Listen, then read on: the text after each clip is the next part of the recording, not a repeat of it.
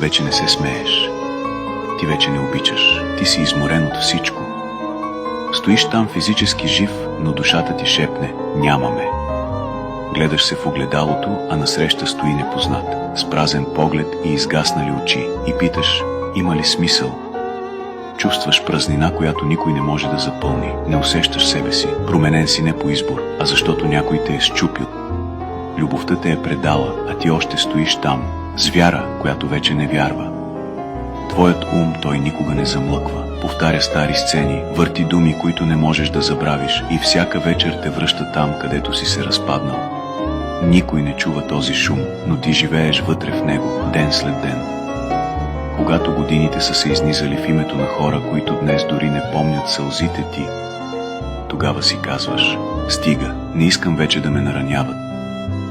Не искам пак да се доказвам, по-добре сам, отколкото